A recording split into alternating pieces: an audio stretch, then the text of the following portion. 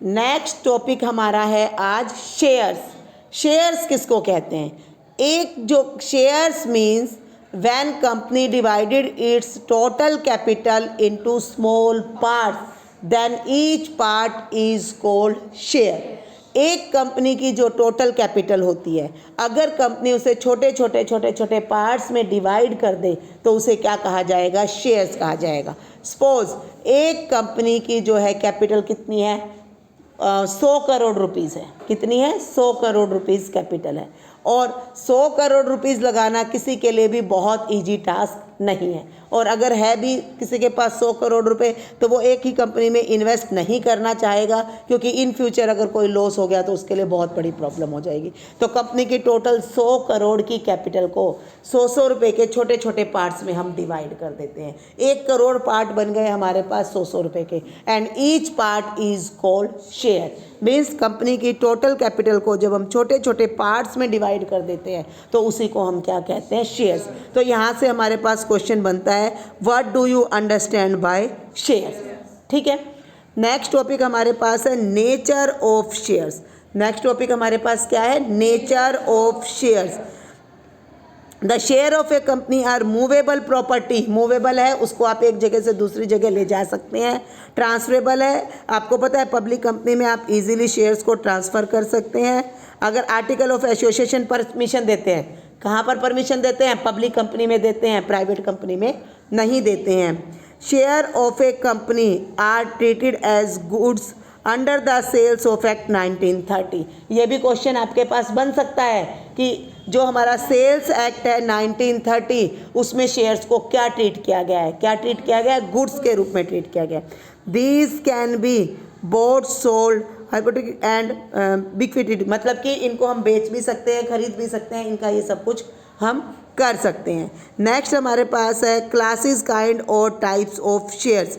आप बताइए शेयर्स को हम कितने पार्ट्स में बांट सकते हैं? शेयर्स को हम 2 पार्ट्स में डिवाइड कर सकते हैं।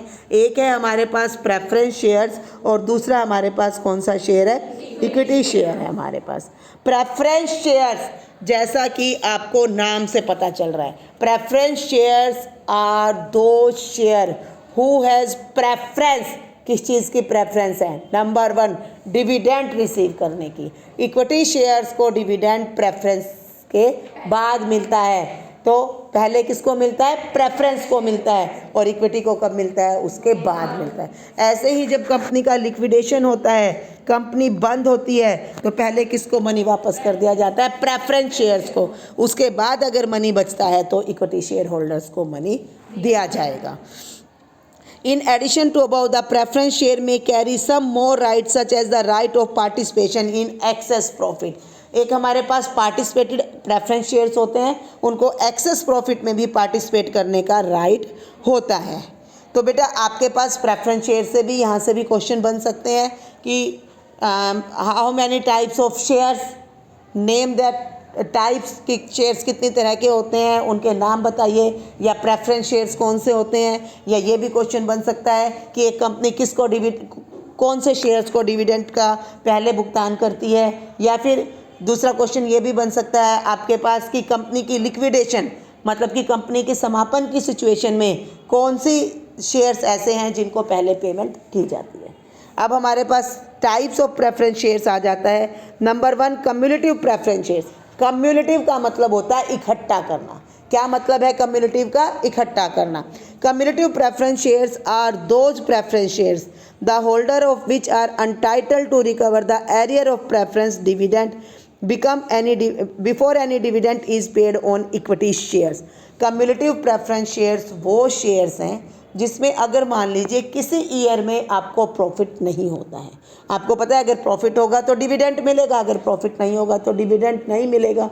किसी ईयर में अगर प्रॉफिट नहीं होता है तो उस ईयर डिविडेंड नहीं दिया जाएगा। कम्युलेटिव मीन्स इकट्ठा करना, तो जिस ईयर भी उनको डिविडेंड दिया जाएगा, लास्ट के ईयर्स का सारा डिविडेंड उनका क्या हो जाएगा? इकट्ठा हो जाएगा और उनको वो सारा डिविडेंड भी मिलेगा। तो उन्हें क्या कहते हैं? Cumulative preference shares. और एक हमारे पास होता है नॉन कम्युलेटिव प्रेफरेंस शेयर्स। ये कौन से शेयर होल्डर्स हैं? जिनका डिविडेंड कम्युलेट नहीं होगा और इन फ्यूचर इनको इसकी पेमेंट नहीं की जाएगी। जिस ईयर प्रॉफिट हो गया उस ईयर दे दिया, जिस ईयर नहीं हुआ उस ईयर का आपको नहीं मिल पाएगा। Participation preference shares, participation preference shares are those shares which participate the extra profit which remaining after paying the profit equity shareholders। Means पहले हम प्रेफरेंस शेयर होल्डर्स को डिविडेंड दे देंगे, आफ्टर दैट हम इक्विटी शेयर होल्डर्स को dividend दे देंगे। उसके बाद भी अगर हमारे पास कोई प्रॉफिट बच जाता है तो उसमें भी दोबारा से पार्टिसिपेट करने का राइट जिन शेयर होल्डर्स को होता है उन्हें पार्टिसिपेटिंग प्रेफरेंस शेयर्स कहा जाएगा। नेक्स्ट हमारे पास है non participating preference shares. Non participating preference shares are those shares which do not have the right to participate in the extra profit. जिनको एक्स्ट्रा प्रॉफिट में शेयर लेने का राइट नहीं है वो कौन से कहलाएंगे? Non participating preference share. Redeemable preference shares are those shares which is redeem by a company in its life time. वो शेयर्स जिनकी रिडेम्पशन कंपनी अपने लाइफ टाइम में कर देती है, कंपनी चलती रहती है और डिबेंचर्स की पेमेंट हो जाती है, उनको बोला जाता है रिडेम्बेबल प्रेफरेंस शेयर्स। और इनरिडेम्बेबल या अशोधनीय प्रेफरेंस शेयर्स वो शेयर्स हैं जिनकी पेमेंट कंपनी अपने लाइफ टाइम में नहीं करेगी और कंपनी के बंद होने के बाद ही जो है उनकी क्या की जाएगी? पेमेंट की जाएगी।